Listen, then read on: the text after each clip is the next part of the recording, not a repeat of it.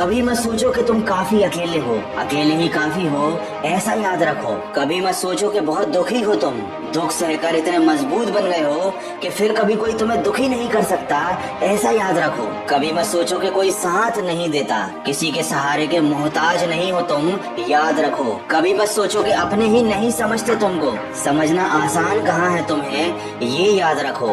गहरे बनो समंदर की तरह कि डूब कर भी कोई तुम्हारे अंदर छिपे राज न जान पाए, क्योंकि जिसे दुनिया समझ गई उसकी तरक्की रुक गई। अपना अगला कदम कभी किसी को मत बताना, क्योंकि राह में कांटे बिछाने कुछ लोग तैयार बैठे हैं। किसी को दिल का हाल मत बताना, बस मुस्कुरा देना, लेकिन जो तुम्हारी मुस्कान के पीछे छिपे हुए दर्द को पहचान ले, तुम फिर उसका साथ कभी मत छोड़ना। याद रखो कि वक्त की मार से अगर गुजर रहे हो तो घबराओ मत, तुम निखर रहे हो। किसी भी इंसान के जीवन में असफल होने के मुख्य कारण लोगों की बातों में आकर अपनी फील्ड को छोड़कर दूसरों की फील्ड में घुस जाना, एक निर्धारित लक्ष्य का ना होना और बिना लक्ष्य के गलत दिशा में मेहनत करते जाना, किसी भी काम को करते समय धैर्य का ना होना और ये सोचना कि बस एक रात में सफलता मिल जाए, अपनी फील्ड में खुद को दूसरों से कम समझना और जल्दी हार मान लेना, किसी भी काम को लगातार ना करना, बस कुछ दिन करके ये सोचना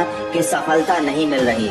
ये वो मुख्य कारण है जो एक अच्छे खासे इंसान को जिंदगी भर असफलता की दलदल में डुबा कर रखते हैं। किसी ने क्या खूब कहा है, शेर की तरह डट कर जियो, लेकिन अगर शेर की तरह जीना है तो वैसे ही लोगों के साथ रहना सीखो, क्योंकि शेर के साथ रहोगे तो वो जीवन में संघर्ष करना सिखाएगा, जीतना सिखाएगा। लेकिन अगर किसी गधे के साथ रहोगे तो वो हालातों से समझौता करना, लोगों के सामने झुकना और हारना सिखाएगा।